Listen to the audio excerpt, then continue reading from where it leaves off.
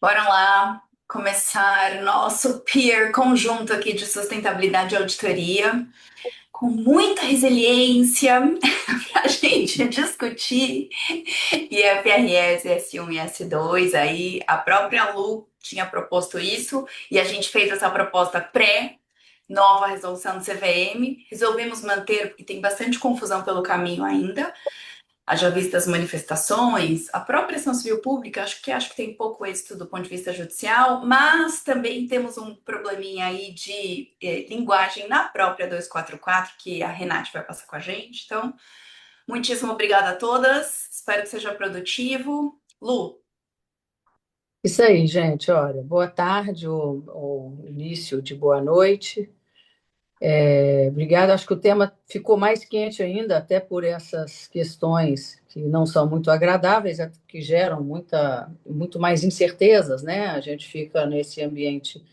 Eu acho que se alguém tem dúvida do que é insegurança regulatória, nós estamos vivendo uma nesse caso aí, e isso é um dilema que representando o peer group no qual eu sou coordenadora, que é da auditoria, é um tremendo desafio para um comitê de auditoria, para as empresas de capital aberto, que ficaram aí agora nesse limbo, limbo porque ficam lá, pode adotar de forma voluntária ou pode fazer da forma, né, quer dizer, pode fazer de forma voluntária ou não fazer.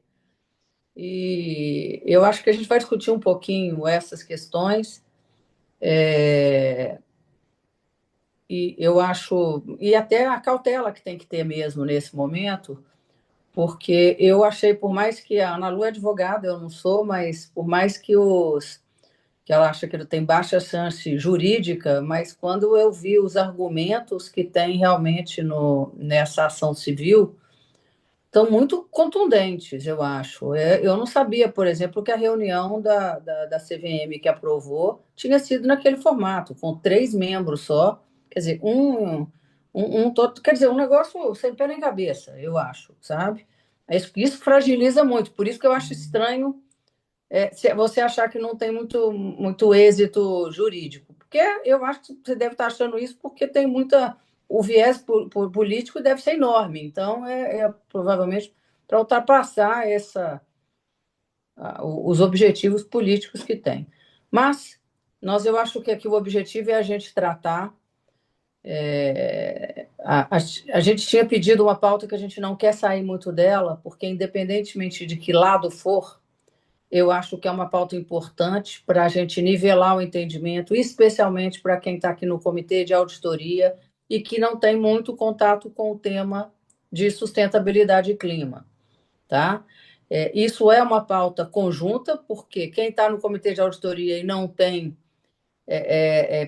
participação nesse processo, a partir de agora não vai ter como, com essa norma, ela um dia vindo obrigatória de ser implementada, ela tem que ser feita em conjunto, tem que se beber na fonte da sustentabilidade das empresas com a responsabilidade técnica da controladoria, da contabilidade. Ou seja, então nós trouxemos aqui duas super especialistas, a, a Adriana Caetano, que é dos dois peer group, né, como eu, então vocês já devem conhecer, mas eu acho que, Adri, é bom você se apresentar e falar um pouquinho de onde, né, qual é a sua experiência, com o que você está atuando hoje, para mostrar como é que você vai contribuir nessa discussão, porque eu sei que você está bem no olho do furacão.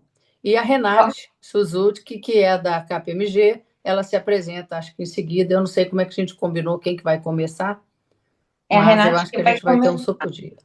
mas É, não tem problema. As apresentações podem ser invertidas, tanto faz. Aqui a gente tá bem, todo mundo acho que bem em casa, né? sim. Bom, não quero tomar muito tempo, acho que quem quiser também pode acessar no LinkedIn, mas eu estou em vários comitês de auditoria, né? É, grandes. Estou no comitê de auditoria da Raizen, né? Que é o mais recente que eu entrei agora, tranquilo. E Marisa, Pratilov, estou na Espaço Laser, estou na ACD, estou na Track and Field, no Iguatemi. Então, assim, a gente está lidando bastante com esse assunto, acho que é um assunto que realmente falta um pouco de entendimento, e eu tenho atuado bastante nesse tema, tenho estudado, eu publiquei um artigo no CBPS, lá no Comitê de Pronunciamento, né, de Sustentabilidade brasileiro, que eles, acho que é o único artigo que tem lá ainda, no IBGC, ajudei a fazer o guia de conselheiros, né, em relação a esse assunto, então é mais por isso também que, além dessas experiências que eu estou tendo na prática, né, via teoria, estou vendo a prática e estou tentando ajudar os colegas também que acabam me contatando. É isso, Renate. Boa noite a todas. Primeiro, eu queria agradecer o convite da Lúcia, da Ana, para estar aqui para falar de um assunto. Agora eu diria que é polêmico, né? Porque diante de toda essa situação regulatória, mas enfim, meu nome é Renate, eu sou sócia da KPMG na área de consultoria contábil financeira. Eu tenho ajudado os clientes, né, as entidades, desde o diagnóstico até a implementação e também no desenvolvimento do report. Então, o meu olhar, embora seja muito contábil financeiro, eu tive a oportunidade de ver essa implementação de uma maneira mais ampla por todas as nossas frentes de contabilidade, sustentabilidade, descarbonização, controles internos, enfim, que participaram nas implementações desses clientes.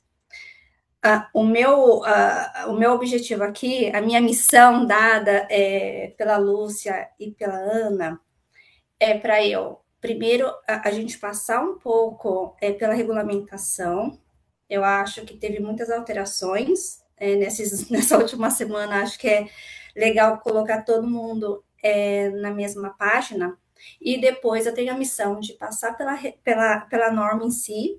Obviamente, vai ser um overview da norma, mas o grande intuito aqui é mostrar em linhas gerais, né, o que precisa estar dentro desse relatório, que a gente está falando de um relatório de divulgação, e quais as informações que são estritamente obrigatórias e aquelas que você pode usar um mecanismo que se chama proporcionalidade, tá?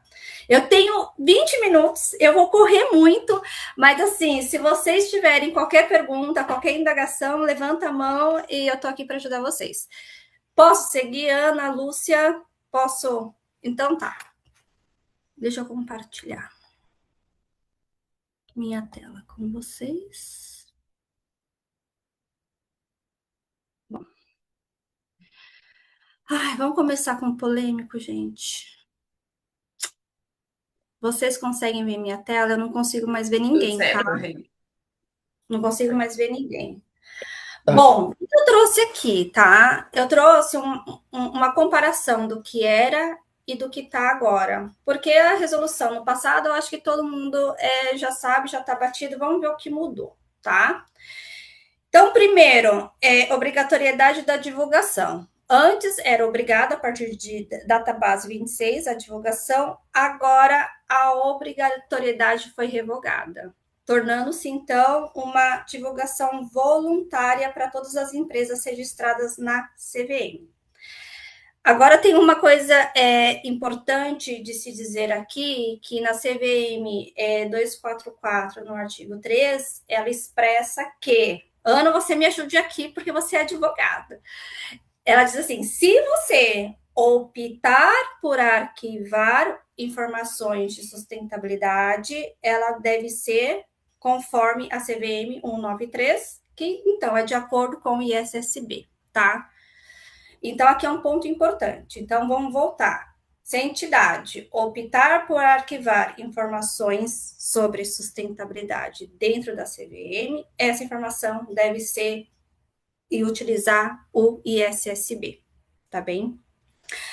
A adoção é voluntária dentro na antiga resolução, na resolução CVM 193, era permitida a adoção voluntária 24, 25, agora ela é para sempre, né? Então, você opta por divulgar, e se você não divulgar, você vai se explicar o porquê que você não está divulgando, tá?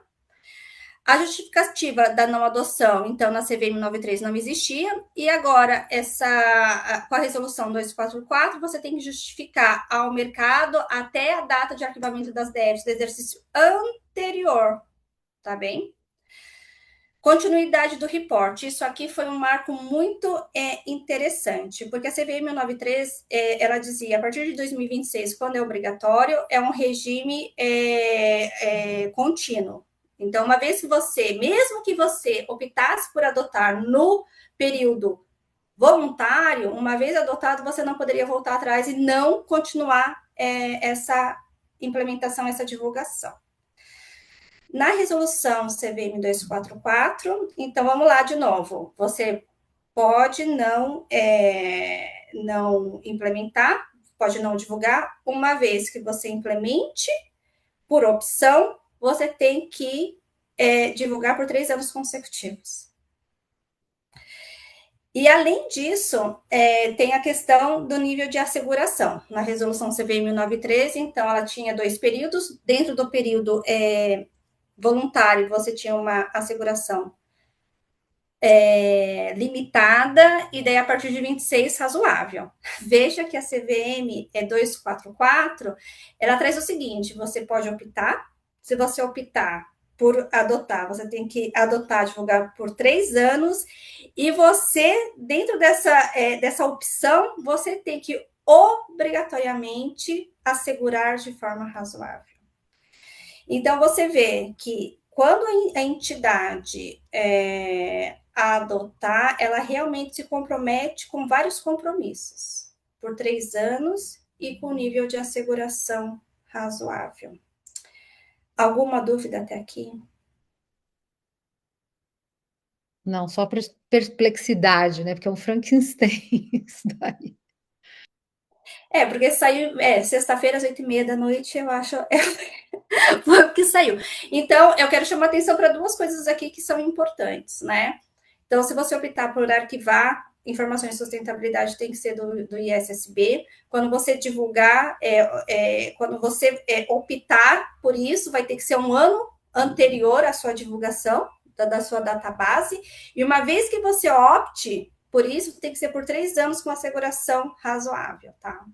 Bem importante tudo isso. Eu trouxe até a parte da norma aqui, porque eu achei ela tão pertinente aqui, mas ninguém pergunta, eu vou seguir. Bom, então, eu trouxe aqui um resumo do que pede essas normas do IFRS, tá? Vou passar rapidamente sobre isso, acho que a gente está bem educado nisso. Bom, primeiro ponto muito importante que a gente tem que passar pelo objetivo da norma, que o objetivo é que você divulgue riscos e oportunidades relacionados à sustentabilidade que poderiam afetar razoavelmente os prospectos da entidade. Então, a gente não está falando de tema material aqui, a gente está falando de risco. Risco, qual risco? Aquele que vai afetar o meu negócio. O que é isso? O que é afetar? Vai afetar meu fluxo de caixa, meu acesso a financiamento, meu custo de capital. Quando? Hoje? Não, é um risco que pode me afetar esse prospectos da entidade a curto, médio e longo prazo. Então, é um relatório para divulgar esses riscos com olhar no prospecto, no futuro, é um olhar prospectivo, tá? Bom, aqui eu brinco que eu tenho que ter licença poética, tá? Porque aqui nesse slide a gente resumiu quais são as informações que estariam, então, dentro desses relatórios financeiros de sustentabilidade, tá? Obviamente que dentro de cada um dessas caixas tem muito detalhe significativo que tem que ser divulgado. Mas aqui é para a gente ter uma ideia do que precisa ter dentro desse relatório. Então, primeiro, é um relatório de riscos e oportunidades. Então, necessariamente tem que ter os riscos e oportunidades da operação da entidade, mas a norma traz um detalhe a mais. Ela pede os riscos e oportunidades olhando para a upstream, ou seja, para os seus fornecedores, e downstream para os seus clientes. Então, ela leva em consideração toda a sua cadeia de valor E todo aquele risco e oportunidade que pode afetar o prospecto da entidade a curto, médio e longo prazo tem que estar divulgados. É só isso? Não. Todas as informações materiais relacionadas a esses riscos e oportunidades devem ser divulgadas para a tomada de decisão do investidor. Então, vamos lá. Quais são essas informações sobre riscos e oportunidades? Porque só você divulgar para o seu investidor quais são os seus riscos e oportunidades não dá base para ele tomar uma decisão bem informada. Então, quais são essas informações? Riscos e oportunidades, o que eu vou ter que divulgar? Quais são minhas estratégias para responder esses riscos? Faz sentido, né? Então, eu tenho esse risco, eu estou fazendo essas ações de mitigação, de adaptação em resposta a esse risco. Nada mais justo. Só isso? Não. Ele também pede quais são os efeitos financeiros desses riscos e dessas estratégias. Quanto à inação, eu não fazer nada, quanto é que isso vai me custar? E eu fazendo essas estratégias, quantas essas estratégias vão me custar? E qual que é o efeito disso? Então, eu sempre dou um exemplo muito simples, né? Que é bem visual. Então, eu tenho um risco de alagamento. Qual a minha estratégia? Eu vou construir um muro. Quanto é que esse muro vai me custar? Quando é que eu vou construir ele? Ano que vem? Esse ano? Quanto é que ele vai me custar? A curto, médio e longo prazo. 1 milhão? 300 mil? Vai ser OPEX? Vai entrar no meu imobilizado? Aonde o meu investidor consegue enxergar financeiramente isso? Mas é só o valor do atual, vou colocar aqui. Não, é o valor que vai custar minhas estratégias a curto, médio e longo prazo. Tá bem? Considerando o risco, a minha estratégia. Quanto é o efeito isso no meu negócio? Tá? O que mais que ele pede? Qual é o efeito na minha cadeia de valor? Qual é o efeito no meu modelo de negócio? Eu vou mudar a minha rede de fornecedores diante de um risco de concentração, de riscos físicos dos meus fornecedores, ou o meu fornecedor está dentro de uma nova regulamentação que me traga um risco de transição, eu vou mudar a forma que a minha cadeia, que eu trabalho a minha cadeia, em vez de eu ter um fornecedor europeu, vou ter um fornecedor local para eu não correr esse risco, ou eu vou ajudar o meu fornecedor na descarbonização dele, assim ele tem menos impacto desse risco de transição. Então, eu tenho que entender não só o risco, eu tenho que entender a estratégia que eu estou fazendo para lidar com esse risco, qual é o efeito financeiro de tudo isso e qual é o efeito na minha cadeia de valor, o meu modelo de negócio. Eu vou mudar alguma coisa que eu estou fazendo hoje, como eu faço o negócio, para responder a esse risco a curto, médio e longo prazo? Todas essas informações materiais são necessárias para embasar uma tomada de decisão do meu investidor, tá? O que mais que a norma pede? Então, eu tenho risco e oportunidade. Eu tenho a minha resposta. Quanto isso vai me custar? Quanto isso vai mudar o meu modo de operar? Como isso vai mudar a minha cadeia de valor? Como eu interajo com meus clientes? Como eu interajo com meus fornecedores? Daí, o que vai me dar essa balança entre riscos e oportunidades e respostas e efeitos? A minha resiliência do negócio, que é essa quarta quadradinho aqui. Informação necessária, porque assim, o que o investidor quer entender? Bom, eu tenho o seu risco, você está me dando a resposta, no final do dia, a resposta é assim, qual que é a sua análise de resiliência? Você vai sobreviver a esses intempéries, esses riscos de curto, médio e longo prazo? Você vai ter mais oportunidade do que isso? Como é que está a sua resiliência em diferentes cenários de transição, né? Cenários climáticos, cenários tecnológicos.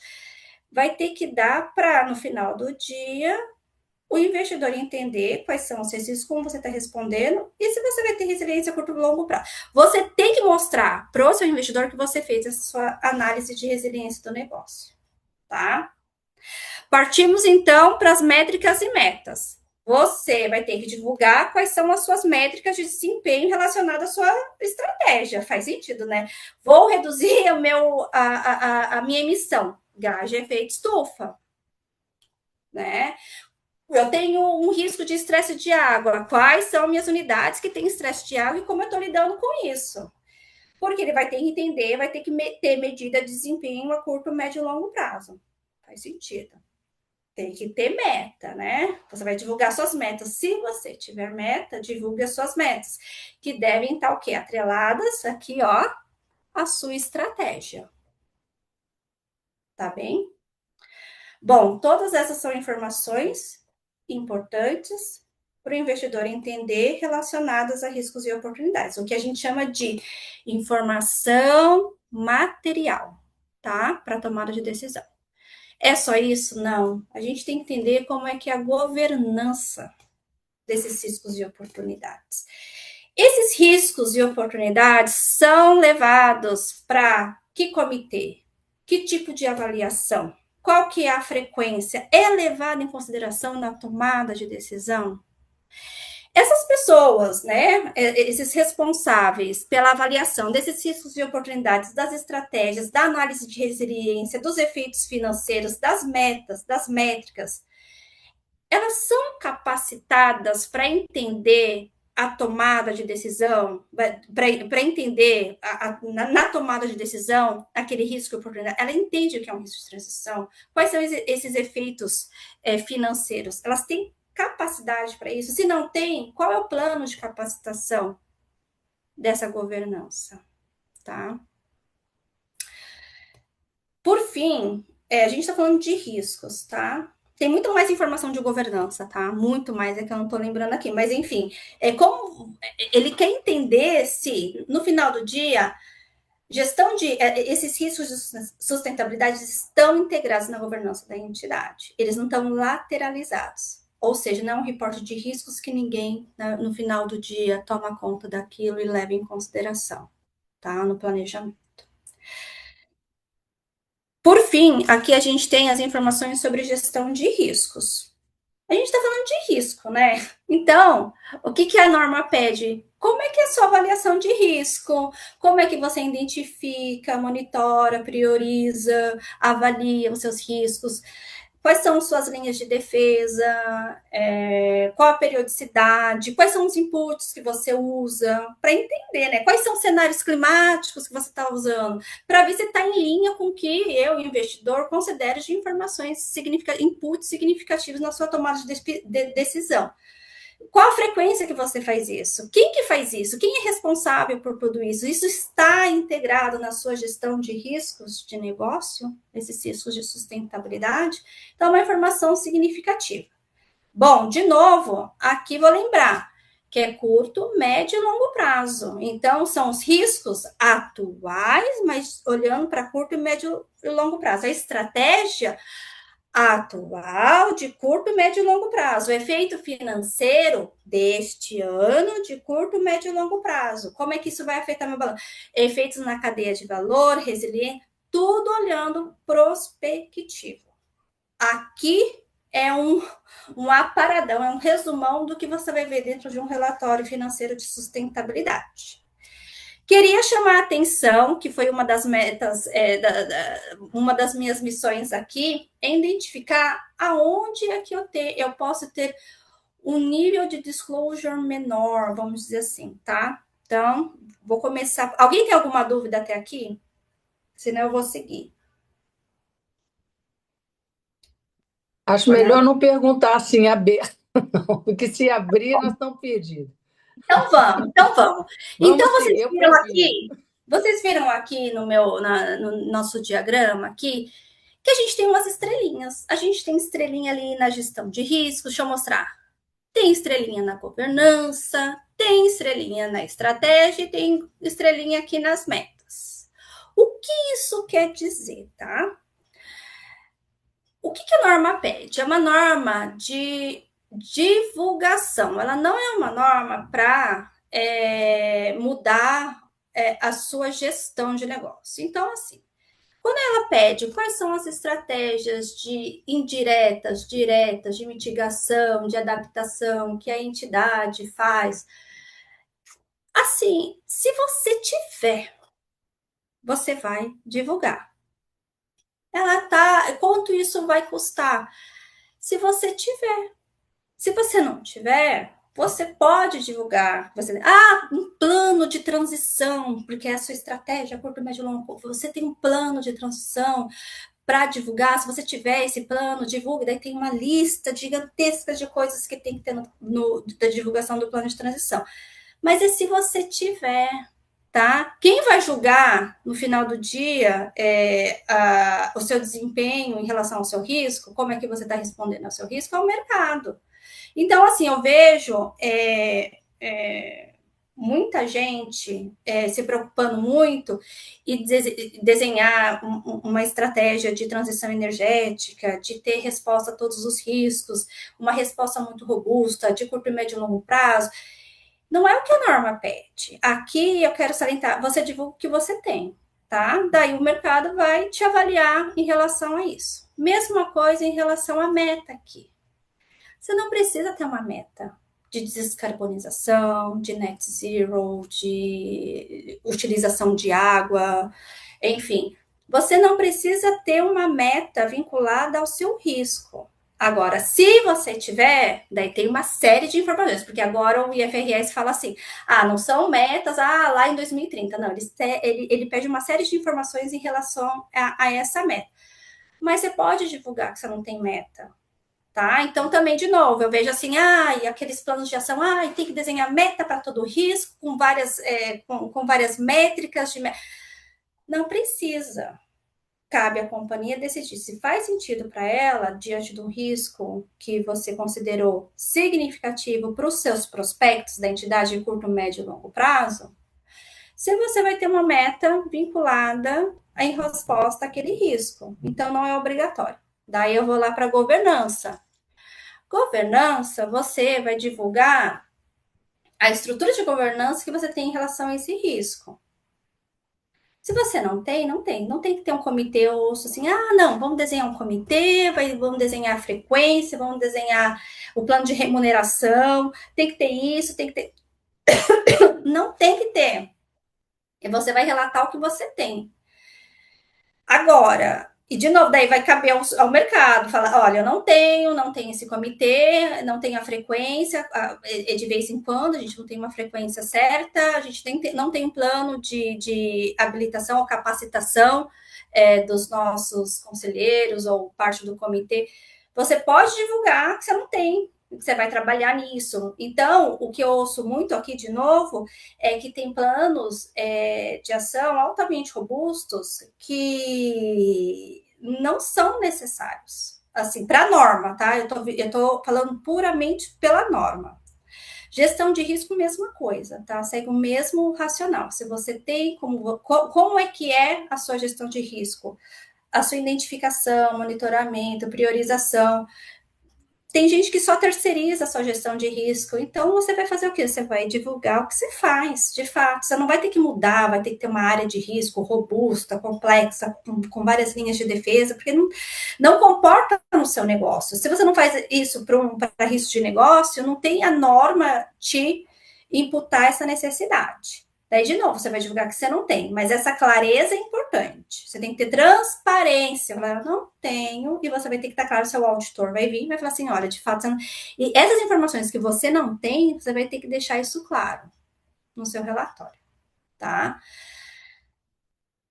Tem dois possíveis consequências, eu acho que tem até mais, mas as que eu vejo como consultor e como auditor, assim, em primeiro plano, avaliação do mercado, do que você está divulgando, que você não tem, tá aí. A outra consequência importante, que eu acho bom salientar aqui, principalmente para a questão de governança, a estratégia, nem tanto, meta também não, tá? Gestão de risco também. Então, o que eu queria salientar? Quando seu auditor, né, a gente tem muitos auditores ou ex-auditores aqui no nosso grupo. Quando o auditor chega em campo e ele vai auditar um objeto, né? Esse objeto desse relatório, o objeto são riscos e oportunidades e as informações materiais que a gente falou em relação a esses riscos e oportunidades. Se esse risco e oportunidade não tem governança, ou seja, não passa por uma revisão, não passa por avaliação, supervisão, como auditor, o nosso risco aumenta. quando o nosso risco aumenta, os nossos procedimentos aumentam também para garantir que aquela informação de riscos e oportunidades saiu da maneira correta, tá? Então, fazendo um paralelo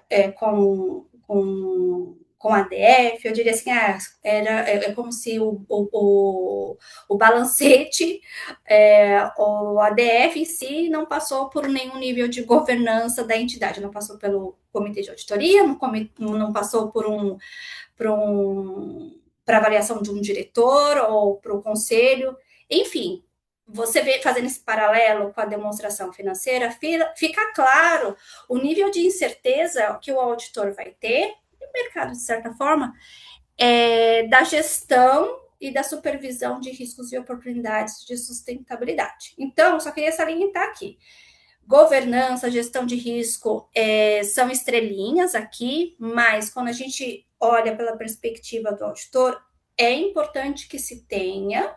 Então, a gente recomenda, como consultor, que se tenha um nível de estrutura mínimo de supervisão desses riscos e oportunidades, justamente para vocês passarem, para a entidade conseguir passar por um processo de asseguração de uma maneira mais tranquila.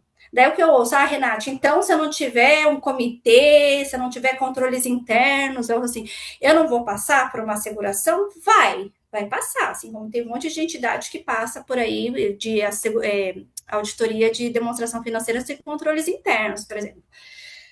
Passa, mas com muito mais dificuldade, porque a gente tem que fazer muito mais procedimento para entender se aquele risco considerou toda a cadeia de valor de fato, se usou os cenários corretos do IPCC, se as premissas e julgamentos que está alinhado, se as fontes que foram utilizadas nessa identificação são com base científica, se as estratégias ali selecionadas de fato correspondem a estratégias de sustentabilidade que de fato respondem àquele risco.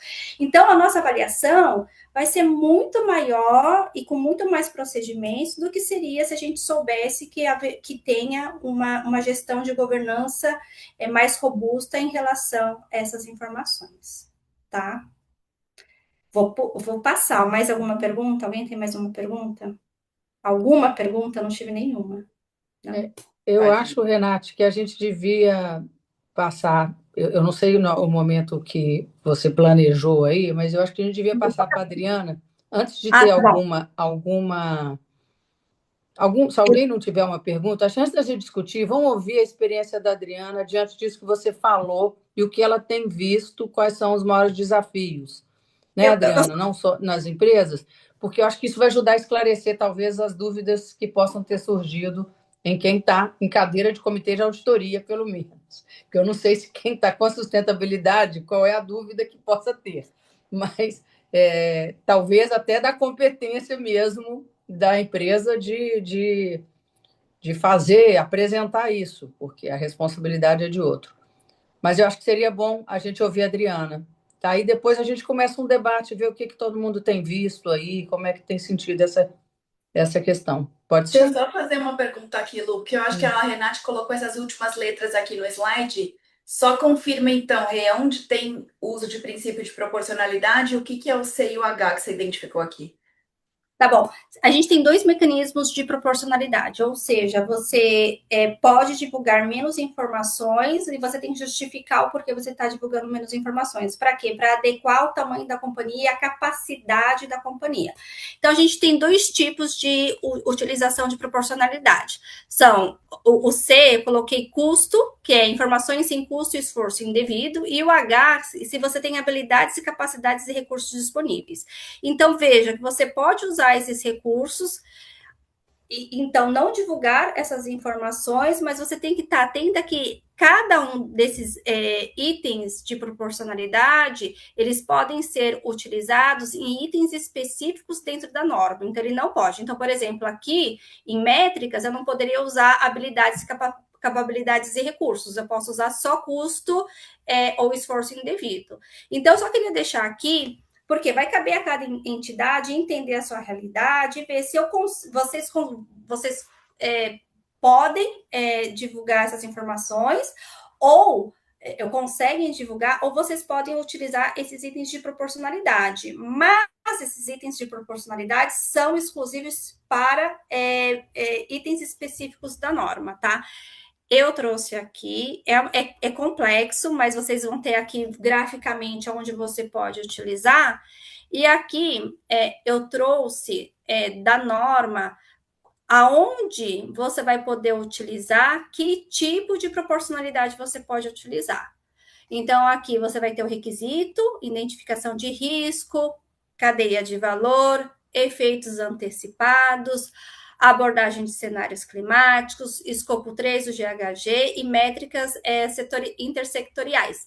Então, veja que aqui você pode usar o custo indevido para todas, mas habilidades, capacidades e recursos disponíveis, dinheiro e recursos e habilidades, você só pode usar para 2 itens. Então, por exemplo, identificação de riscos ou análise de cadeia de valor, você não pode falar que você não tem habilidade ou recurso, entendeu? Você vai ter que falar que é o custo dessa informação para você identificar essas informações no seu escopo de valor, o custo é muito alto diante do esforço, tá? Eu só queria deixar aqui, é um item bem complexo, é muito técnico e normativo, mas eu queria deixar para vocês como consulta, para vocês terem, diante da realidade da sua entidade, aonde vocês podem utilizar esses recursos de proporcionalidade, tá? Ana, é muito pouco tempo e Lúcia para falar tudo, mas enfim, eu fico à disposição. Tá ótimo, Ô, Renate, deixa eu chamar a atenção aqui numa questão desse slide, já pegando o gancho. Você vê, né? Você pode usar os requisitos de proporcionalidade para efeitos financeiros antecipados, né? E é engraçado, quando eu vi isso, eu falei, gente, mas nós não estamos falando de um relatório financeiro de sustentabilidade? Se você fala de um relatório financeiro de sustentabilidade, você simplesmente não vai falar nada financeiro?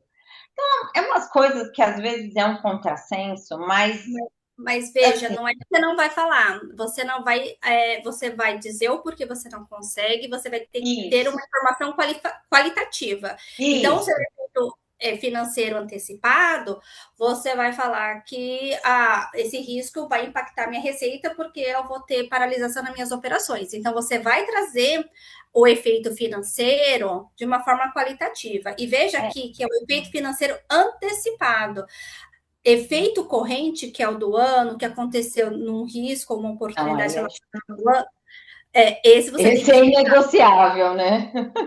Esse é inegociável. Mas para todos esses itens aqui, não é que você não vai divulgar nada, tá? Você tem que divulgar uma informação qualitativa. A cadeia de valor, eu não analisei todos, mas eu analisei a maioria. Quais que você analisou? Você tem que trazer informações relacionadas e como é que você vai endereçar esse uso de proporcionalidade no futuro. Então, ele não é para ser usado indevidamente para toda a eternidade. É um recurso que você deve utilizar e vai ser acompanhado ao longo do tempo, tá? Tá, perfeito. Acho que isso é uma coisa que esclarece bem, né?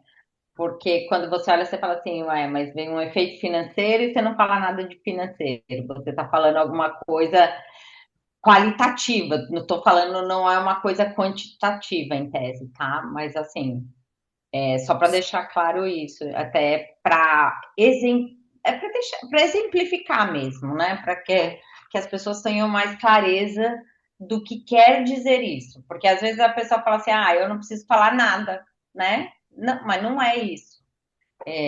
Você precisa.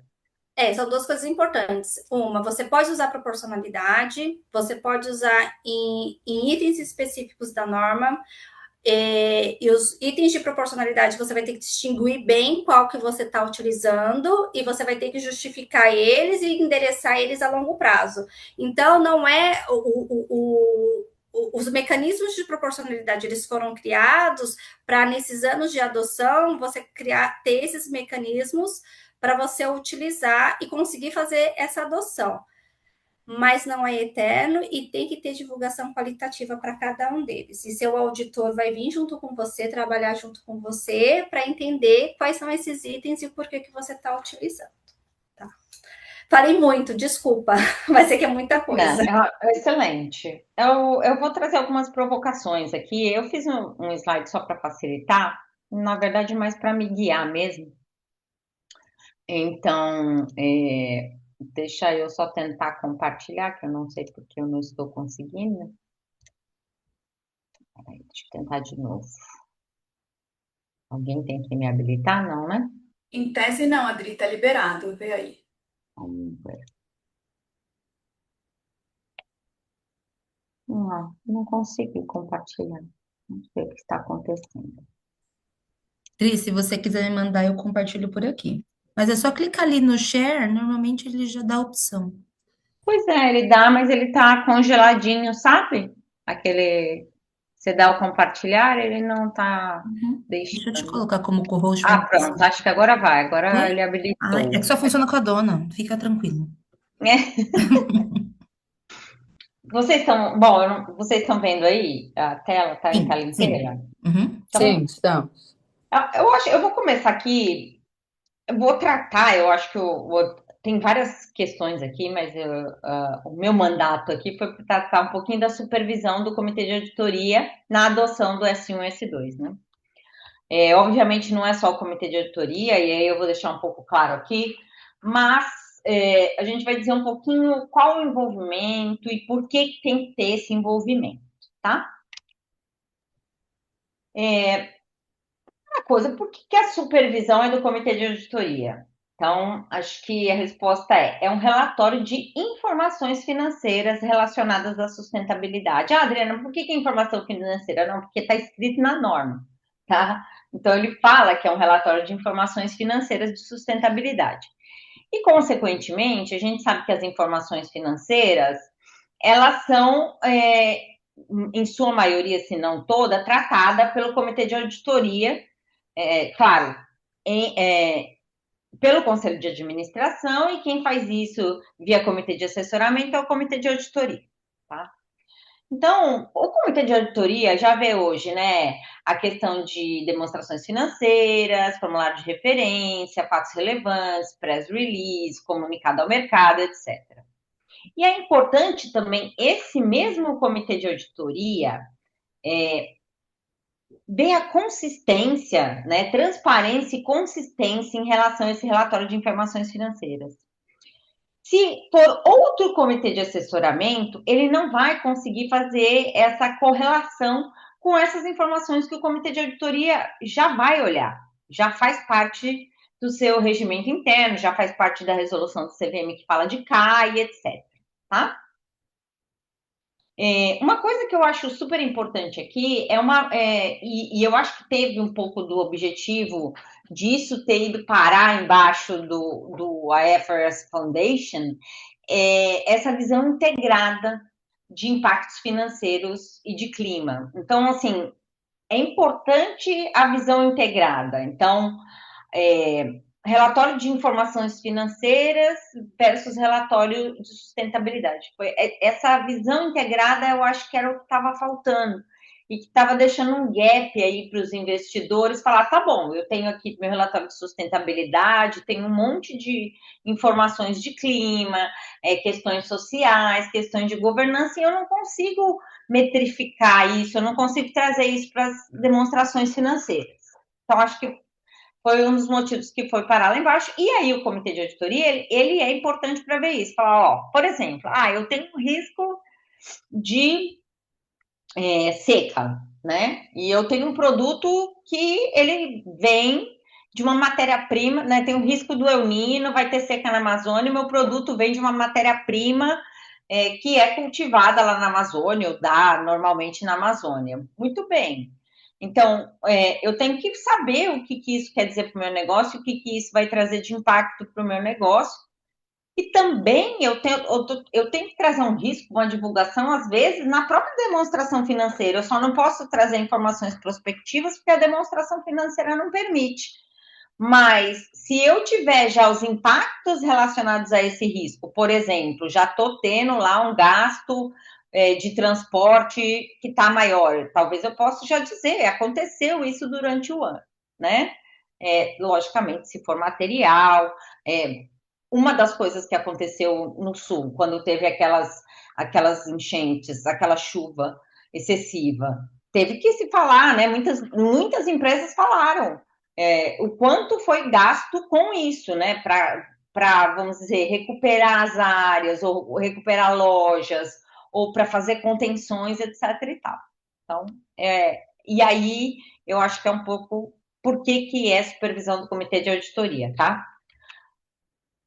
O comitê de auditoria vai fazer isso sozinho? Não, não vai, porque aí eu acho que a gente tem uma questão muito importante, que é a maioria das pessoas que sentam no comitê de auditoria não conhecem de sustentabilidade. Então, esse é um principal, é uma coisa muito importante.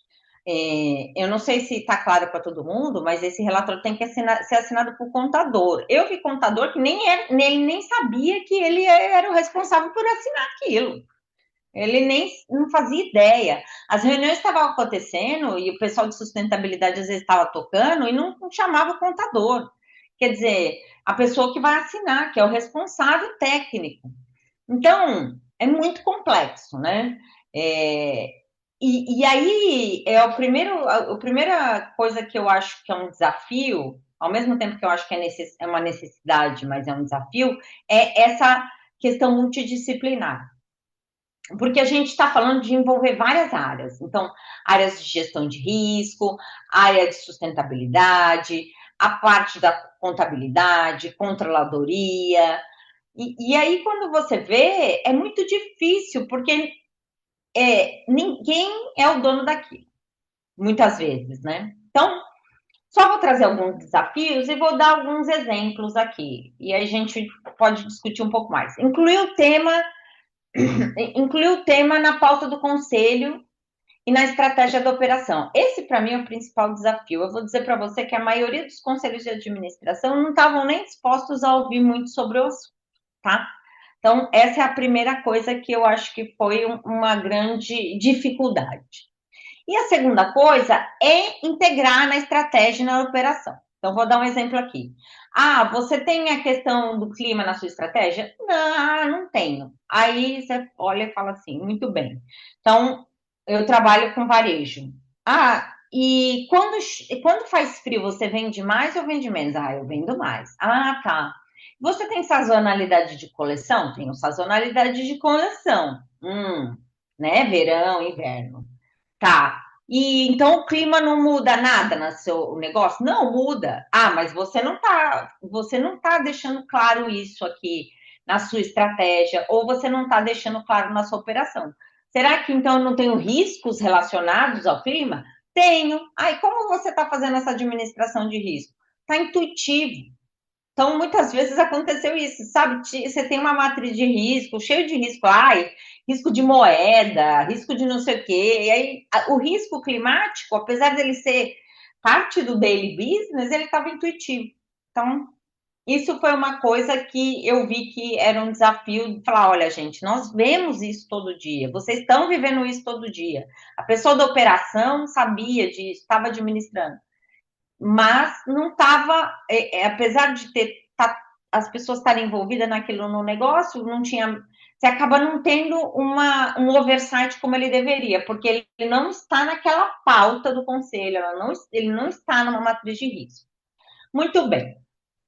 O outro desafio é estabelecer budget. Então, estabelecer budget por quê? Porque, considerando que era um relatório novo e está cheio de outras demandas aí, estamos cheios de outras demandas que sabemos, como reforma tributária, como adoção do IFRS 18.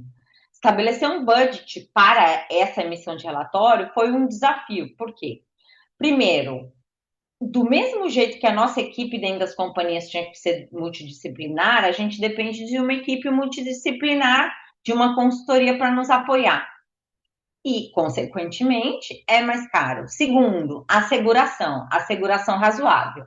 Valores que são relevantes para a companhia pagar. Aí você fala assim, nossa, mas é muito caro. A asseguração razoável é o mesmo nível de asseguração que é das demonstrações financeiras.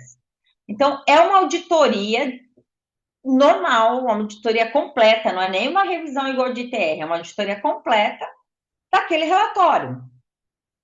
Complicado, mas é isso que ficou definido na 193 e ficou mantido na 144, que é uma das coisas que eu acho que foi mal costurada, porque foi feito de última hora, foi feito, talvez a CVM pudesse ter resolvido de uma forma melhor e honrosa para todos. Mas vamos deixar isso para o debate. Como eu falei, tem um responsável, tem que ter um PMO. Não estou dizendo assim, não sei se vai ser sustentabilidade, se vai ser o contador, se vai ser gerenciamento de risco, vai ter que ter uma pessoa responsável dentro da companhia. E também uma pessoa responsável dentro do comitê de auditoria para fazer esse acompanhamento junto com esse responsável. Por quê? Porque é aquele negócio, cachorro que tem 2 donos morre de fome, esse que tem uns 5 vai morrer de anorexia, porque não vai ter jeito. Integrar todas as partes envolvidas, que eu já falei, que eu achei que foi um desafio muito grande, porque tem questões de operação. Eu não sei o quanto o clima impacta numa venda, numa loja no Nordeste, que faz menos frio. Não sei, né?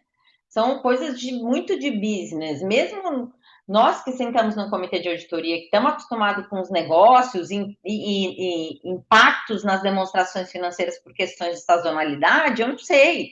Eu não sei o quanto de uma descarbonização, quanto vai custar para fazer uma descarbonização de uma planta de, sei lá, uma planta ou de um terminal portuário, de uma planta industrial, um terminal portuário. É muito complexo. E quem sabe, quem pode ajudar a definir isso é a controladoria, mas tem que envolver a operação. E aí tem que explicar para o cara por que ele está fazendo aquilo, tá? Definir materialidade de relevância. Então, definir uma materialidade. Aí o pessoal, assim, se você pergunta, em tese a gente já deveria ter uma materialidade determinada para demonstração financeira. Temos. Vou deixar aqui um question mark, tá? Porque eu nem quero discutir muito esse assunto. Muitas vezes, qual que é a materialidade? Tem que perguntar para o auditor. Mas como? Você tem uma materialidade sua, do auditor é dele, né?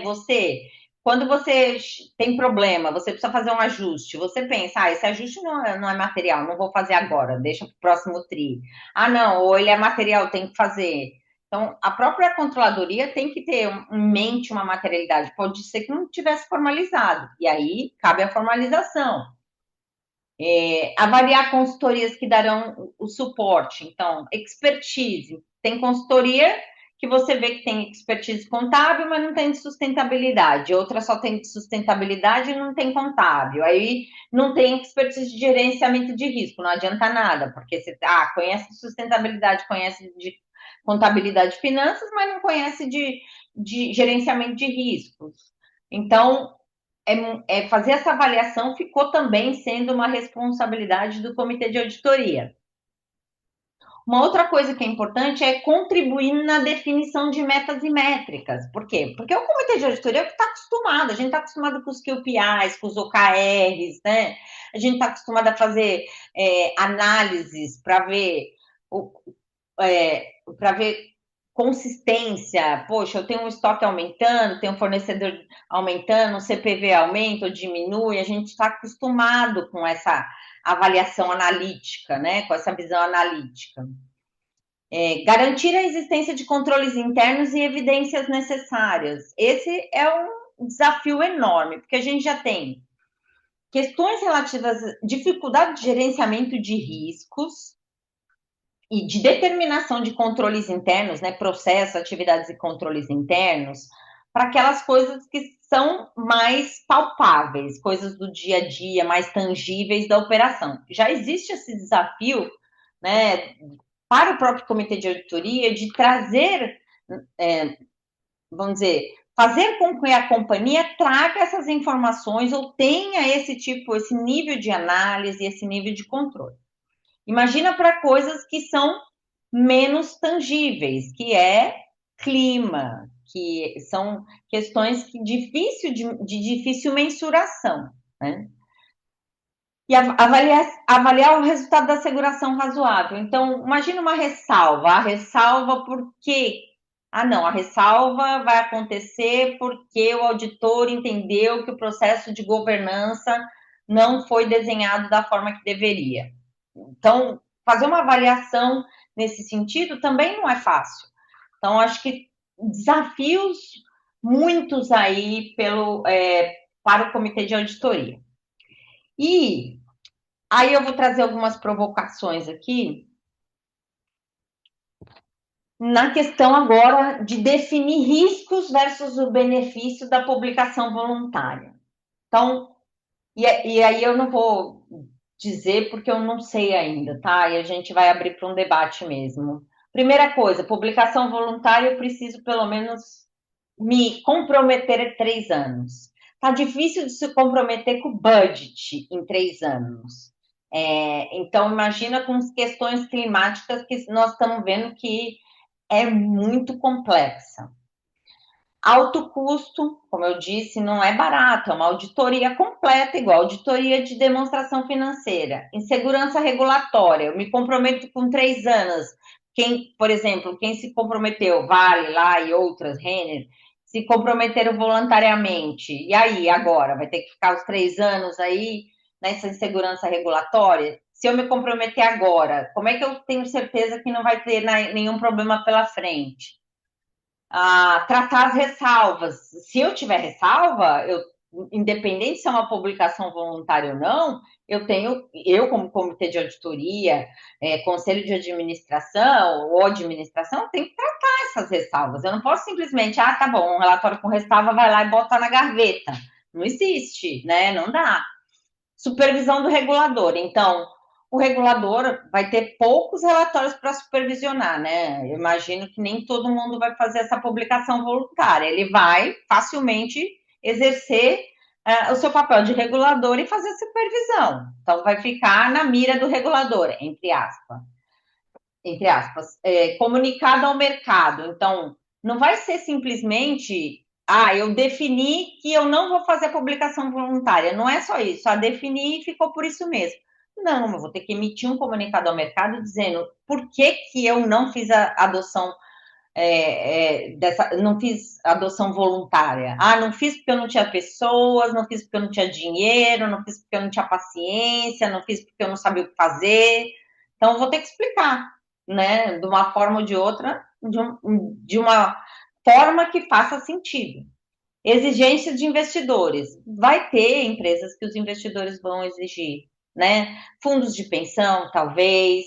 A gente pode ter investidores estrangeiros que vão exigir, pode ter investidores nacionais, porque no frigir dos ovos eles têm que precificar isso dentro dos modelos de valuation deles. Já estava difícil, né? Era difícil. Agora, como é que eles vão precificar? Eles vão pegar aqueles que eles viram mais ou menos a publicação voluntária e vão replicar? Não vão exigir documento, né, de certificações. Então, tem várias certificações que dão, inclusive, benefícios fiscais ou te dão o direito de fazer certas transações em mercados internacionais, principalmente Europa, que tem exige o relatório, vai exigir esse relatório de informações financeiras de sustentabilidade. E aí, o que eu vou fazer? Eu vou ter que avaliar se não tem um impacto disso, né? E lembrando que, de uma forma ou de outra, eu vou ter que responder os motivos da não emissão, né? Ou comunicado ao mercado, ou divulgue e explique. Se alguém me perguntar num call de resultados, eu vou ter que responder. Se os investidores fizerem perguntas ou fizerem solicitações, eu vou ter que responder. Se o regulador resolver me perguntar, me oficiar, ele pode fazer isso, eu vou ter que responder, tá? Então, são algumas provocações aqui. Era só isso mesmo que eu queria falar um pouquinho com vocês. Só isso é ótimo, Adri. É a experiência do dia a dia, né, gente? Muitíssimo obrigada aí para você, para Renate. Acho que do meu lado, só o que eu consigo acrescentar aqui nessa avaliação de risco-benefício neste momento, o que eu tenho ouvido, e aí depois seria bom vocês também compartilharem, assim, sensação de mercado é que foi todo mundo efetivamente pego de surpresa. Isso é fato. Não houve discussões mais profundas em relação especificamente à revogação. O que havia era alguma expectativa de se mexer eventualmente em prazos, porque a gente tinha tido uma resposta técnica da CVM de março, super fundamentada, com 4 a 5 páginas, colocando por A mais B que estávamos indo num caminho de manter a transparência para termos simetria de dados com todos os outros países que já estão adotando o ISSB e, portanto, termos a oportunidade de direcionar o fluxo de capital estrangeiro para o país, mostrando principalmente as nossas oportunidades, olhando para as nossas condições diferenciadas de capital natural e energia renovável. O que foi tudo por água abaixo nesse momento. Não tem, a gente não tem muita justificativa. Em relação aos próximos passos, eu acho que está todo mundo ainda pensando no que fazer agora. E aqui, tanto para você como para a Renate, eu acho muito importante a gente entender qual é o prazo efetivo para quem decidir fazer o comunicado ao mercado de que não vai adotar, já que terá que fazer esse comunicado. Se eu entendi que é no ano base anterior à sua divulgação, junto com as demonstrações financeiras, e as demonstrações financeiras são que data, Tri? São 90 dias, né? 31 de março. Vai ter que ser ano que vem, então. De 26 a 31 de março de 27. Tá aí, né? Ou 30 dias antes da Assembleia, né? Porque se a É. pessoa fizer antes de 30 de abril, aí puxa também. Mas eu tava vendo na 244, ele falou, eu não lembro agora se ele mudou isso. Eu acho que não. Comunicar junto com as demonstrações financeiras. Né? Tá. Então, Eu vi a aí, Renate mexendo aqui. pelo que eu entendi do ano anterior, é do ano que você vai divulgar, né? Por exemplo, ó, no ano que vem eu tenho até 30 de março, pela regra, eu teria, acho que até no primeiro ano, até maio, né? Porque nos outros anos é junto com a DF, mas o primeiro ano seria 30, e aí Formulário de referência. isso. Né? Então, eu acho que é isso. Dá um tempo para, inclusive, a gente ver como é que a água vai passar embaixo dessa ponte, né? Porque tem muita para passar, né? Agora, cá para nós, quem decidiu não fazer, para mim, essa decisão, porque não é uma coisa que você decide agora quer dizer, eu decido não fazer, mas se eu resolver ou se eu for obrigada a fazer, em um mês eu faço. A gente sabe que não é assim. Então, e tem estágios diferentes em que as empresas estão. Eu, por exemplo, tenho situações bizarras. Eu tenho empresas que não começaram, que estavam na torcida porque caísse. Tá? Que estão ali, que acham que não teria essa obrigação. Tem outros que já estavam gastando dinheiro com implementação, com consultoria para ajudar a fazer gap analysis, etc. E que agora suspendeu e não sabe o que fazer. Então, o que eu tenho orientado, falou, gente, pelo menos o gap analysis vamos concluir. A gente tem que saber se esse negócio volta ou não volta, ou mesmo se algum dia decidir publicar voluntariamente, ou dá para medir o esforço, o que dá para fazer com mais calma, né? Então, acaba uma primeira etapa, pelo menos. Eu tenho também, eu tenho começo, meio e fim, quase no fim, vamos dizer assim, diferentes estágios, né? E é uma frustração daqueles que estão estão mais avançados, né? Sexta-noite eu recebi várias mensagens, assim, de pessoas das companhias desesperadas, assim, uns felizes, vamos largar para lá, não vou nem contratar o consultor, né? Acho que teve dessas, mas de pessoas que trabalharam muito, como muitos de nós aqui também, trabalharam muito, estudaram, trabalharam e estão bem frustrados. Mas eu acho, bom, primeira coisa, assim, não é um trabalho jogado fora. Não é porque a gente descobriu quem fez bem feito. Descobriu que a gente estava deixando uns bodes fora da sala, ou dentro da sala, ou na chuva, no clima, no deserto, sei lá onde é que eles estavam. Mas descobrimos isso em alguns casos, né? Do tipo, olha, ninguém tá olhando, né? Adri, eu acho que, sinceramente, quem fez direito, todos descobriram pelo menos o viés da gestão de risco climático físico, porque esse físico era um não discutido. Até ano passado, a gente via até relatórios dos bancos, pegar relatórios de estabilidade financeira do Banco Central, que tem regulação já desde 2021. Então, é um outro setor com outra visão para risco e oportunidade ambiental, climático e social. O próprio Banco Central não olhava para risco climático físico e toda a discussão lá fora também era sempre risco de transição, muito embalado por comunidade europeia com o sistema de comércio de carbono por lá. Agora, risco físico, quem fez direito conseguiu fazer um levantamento e identificou riscos que hoje estão sendo identificados, gerenciados, avaliados, monitorados. Então, traz um valor para o negócio inestimável. Exatamente. Monitorados, inclusive. Tem gente que falou assim: nossa, eu coloquei na minha reunião de diretoria toda semana trazer lá aquele indicador, porque ele faz toda a diferença. Aí você fala, pô, né? Então, assim, eu acho que não foi um trabalho perdido, eu acho legal. E isso. Desculpa, pode falar. Não, e isso eu acho que deveria continuar. Porque é gerenciamento de risco, ponto. Gerenciamento de risco, ponto. Estratégia, risco. Eu acho que isso é uma questão que não tem muita, assim, não adianta a gente ficar se questionando, porque isso aí faz parte do conselho, faz parte do comitê de auditoria olhar isso. Eu nunca mais vou falar, deixar isso de lado.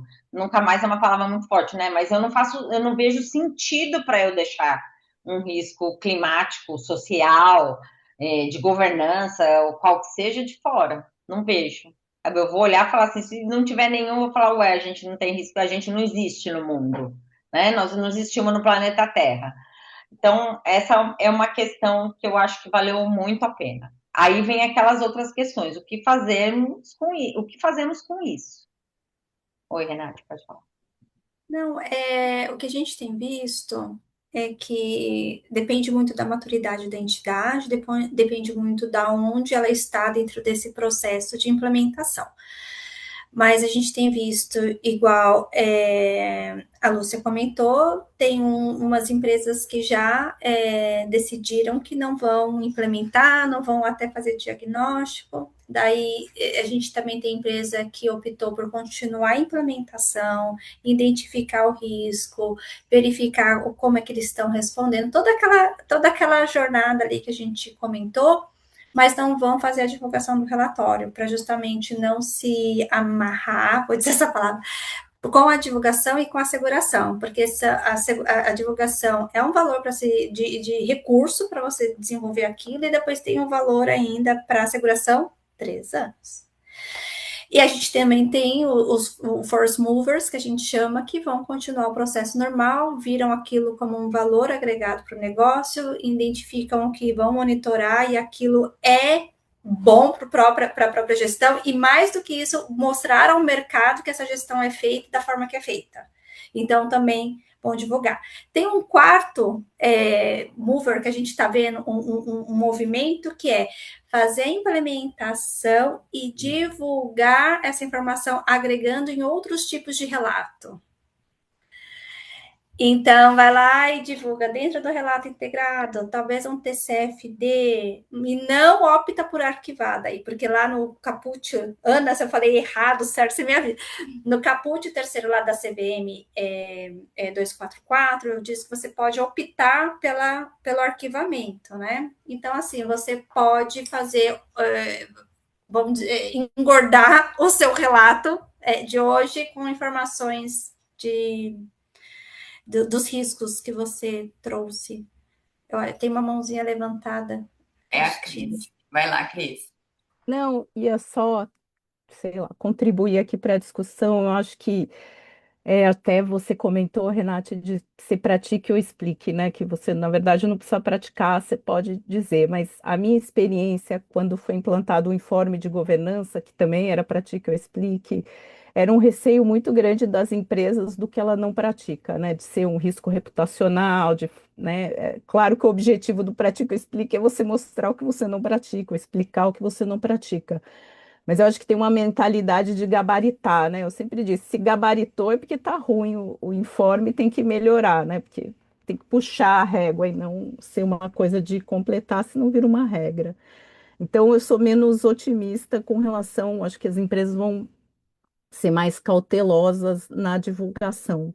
Agora, um outro ponto, né? Assim, eu estou em instituição financeira. Até o momento, pelo menos que eu saiba, o Banco Central não mudou a regra. Não sabemos se vai mudar, né? E eu acho que isso pode ser aí um lado no instituição financeira, eu acho que um pouco diferente. O mandato é meio dividido com comitê de auditoria e comitê de risco. Porque geralmente o comitê de risco é o que está responsável pelo risco ambiental, social e climático, né? Então, acho que tem ali um compartilhamento de responsabilidade e sempre né, quem faz o quê, como que a gente se divide. Eu acho que sempre tem que ter um diálogo ali de como fazer isso, que é o que eu estou vendo e experimentando. E eu acho que o fato dos bancos seguirem, se isso não mudar, tudo der certo, acho que vai exercer uma pressão também pelas empresas não financeiras, porque eu acho que os bancos já vêm sendo cobrados aí de ter melhor mensuração do risco ambiental, social e climático nas carteiras de crédito. Hoje, muitas vezes são usados modelos de médias do mundo, média de todo mundo, média de setor, média daquilo. E se você quiser se diferenciar, ter uma condição melhor, você vai ter que mostrar que você está diferente da média, né? Potencialmente para cima. Então, acho que pode ser um caminho aí, e talvez agregando aí nessa avaliação, né, se isso vai ter um diferencial não só para investidor, né, que vai continuar pressionando, que impressiona, mas também as instituições financeiras, né? Acho que é só. Cecília, parei que a gente já passa para você. Deixa eu só fazer uma pergunta, Cris, aqui, ó. Toda vez que a gente levanta essa legislação, tanto de Banco Central como de seguros, tá? Que já tem essa demanda de risco social, ambiental e climático, isso tem definição para cada um deles? E fala, ó, os bancos vão começar a puxar. Se você não tiver os dados, eles vão usar dados médios, Mas que ainda podem não ser aconteceu. então, Cris, mas quando é que isso vai efetivamente acontecer para que a gente tenha a consequência de eventualmente ter taxas de juros diferenciadas, prêmios? Porque se isso não acontece, o que a gente ouve do mercado é assim: ah, mas o banco não pediu até agora. E assim, a gente vai Eu, continuar tocando sem fazer. a minha visão, né? Eu acho que está acontecendo duas coisas ao mesmo tempo. Um, do lado dos bancos, tem ficado mais sofisticada essa análise, né? Eu acho que até o momento você tinha análise de crédito e análise de risco ambiental, né? Eu falei, mas quando que a gente vai juntar as duas coisas? É um risco só, né? Acho que diferenciação de juros não, mas a empresa fica classificada diferente, né? Então, se você tem um risco maior, você está em outra categoria, você tem que fazer mais provisão, você tem. Então, o custo para o banco operar com aquela empresa é mais difícil, né? Eu acho difícil a maioria dos bancos recusarem algum cliente porque o risco é exagerado, ele vai estar classificado diferente, vai gerar uma provisão maior. Então, assim, não é uma coisa de fechar acesso, mas vai ter uma condição diferenciada, né? Então, assim, acho que é um processo. Também não, eu vejo isso do outro lado, né? Assim, é uma coisa, mas eu também entendo que tem melhorado os processos. Os bancos estão trabalhando, estão melhorando seus modelos, estão melhorando as suas análises, estão integrando mais essas análises, né? Antes eram muito diferentes. Eu analiso o crédito, como sempre. Aí depois eu vejo uma camada ali adicional, faço uma marquinha, uma estrelinha, né? E não era uma análise integrada também, né? Então acho que também temos um caminho aí a evoluir. Obrigada, Cris. Cecília,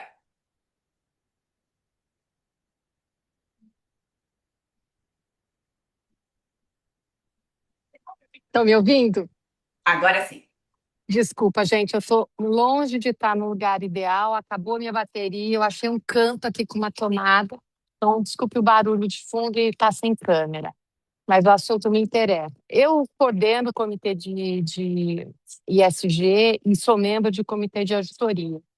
Então, por função disso, no semestre passado, eu convidei o auditor, que é Big Four, para tentar entender um pouco mais na prática como seria esse relatório. E para entender se essas projeções elas teriam que entrar no passivo da demonstração financeira. E eu acabei recebendo, não só eu, o coordenador do comitê de auditoria também estava presente, que também é um cara que veio de auditoria de Big Four.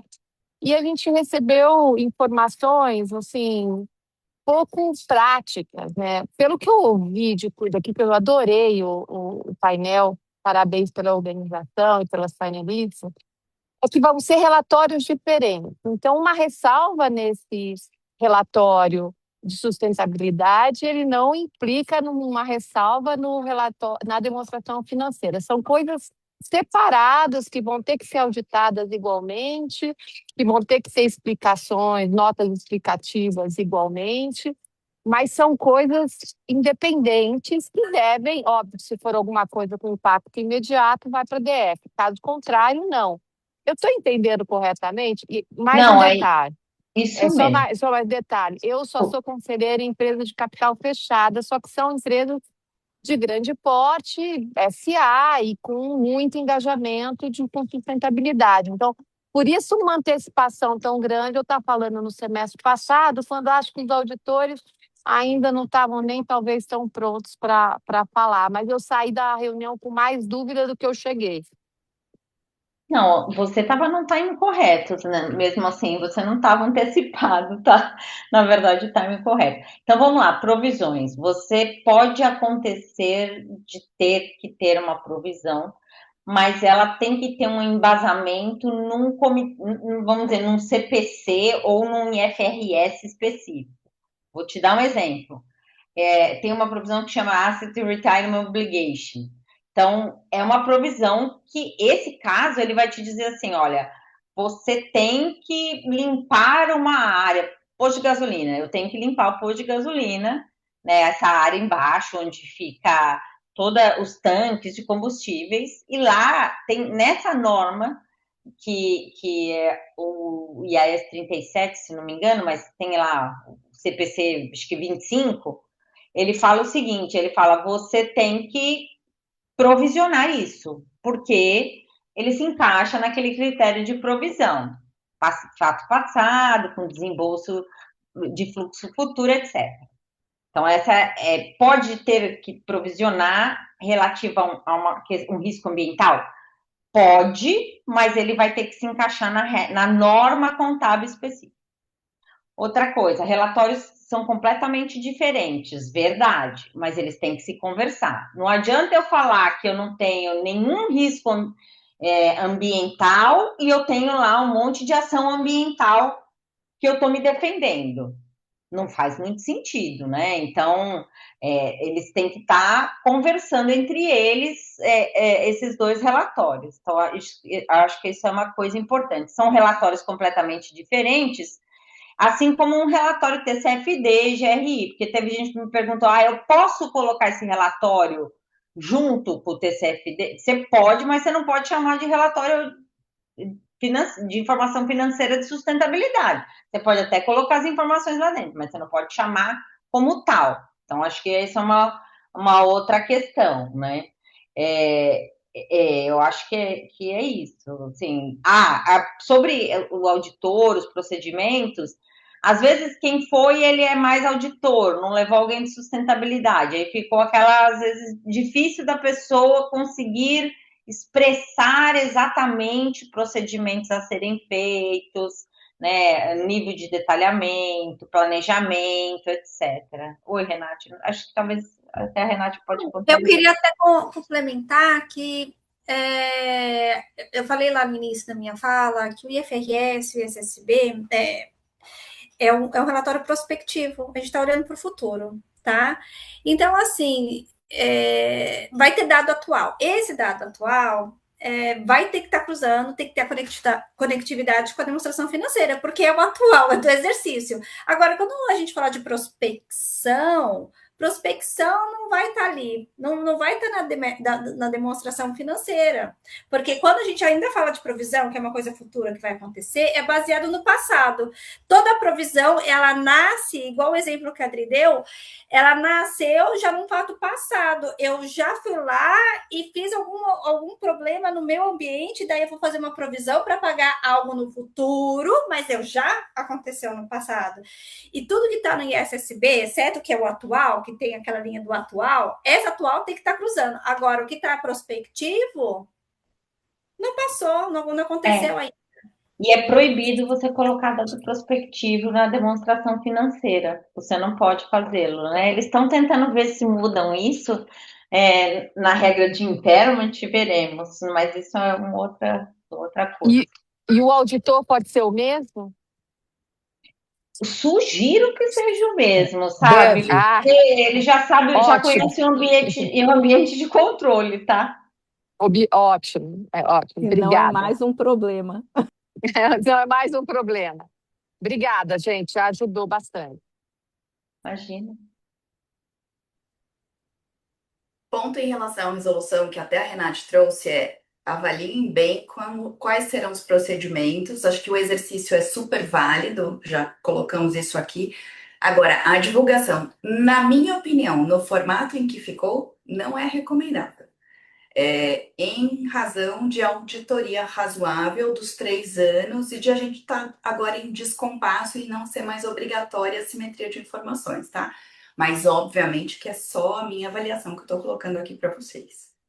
Essa é a minha recomendação, né? Mas, como a Cristiana falou, pode acontecer de um banco pedir, do investidor pedir, e você ter que se colocar naquela situação, aí não tem saída, mas se for por peito aberto, eu acho que é difícil, né? Vamos de peito aberto, assim, eu acho que é mais complicado, porque no fim a gente ficou com uma insegurança regulatória e você fica comprometido por 3 anos. Essa é a minha preocupação, além de você não ter, você vai dar informações sobre a sua estratégia, por exemplo, e as outras companhias não vão fazer o mesmo, além de tudo.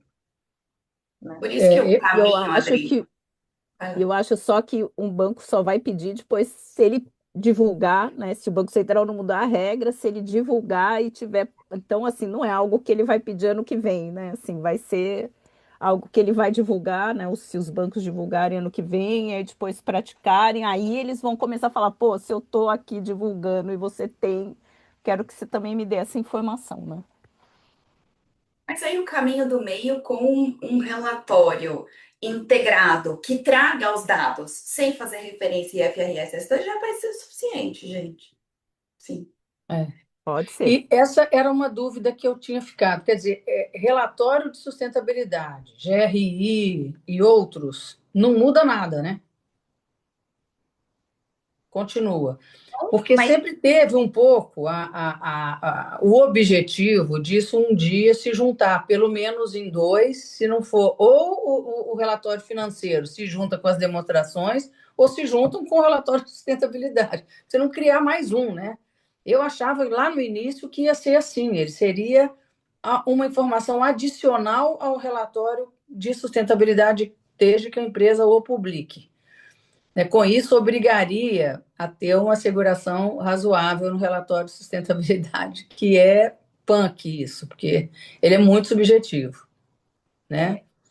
para ser sincera, é uma resolução muito nova. Eu acho que a gente está vendo uns caminhos. Daí, eu pensando aqui, eu não sei se dentro de um relato integrado, onde a gente usa materialidade de impacto e dupla materialidade, seria o melhor lugar para estar as informações financeiras relacionadas a risco. Então, assim, então veja que é uma constante discussão sobre isso, tá? Então, é uma opção, vamos repensar, talvez, eu não sei. Eu acho que vai ter uma caminhada aí para a gente entender quais são as alternativas, tá? Gente, o desafio maior que eu vejo, sinceramente, é que eu enxergo uma assimetria muito grande na gestão de riscos das empresas. Sabe, eu acho que tem, no geral, pelo menos no nível em que eu convivo, e eu já vou avisando que eu não trabalho nem com banco e nem com seguradora, então eu não conheço esse universo, que são os universos onde a gente tem informação, eu tenho informação, de que tem um nível de maturidade maior, acho que isso é razoável que tenha mesmo, tá?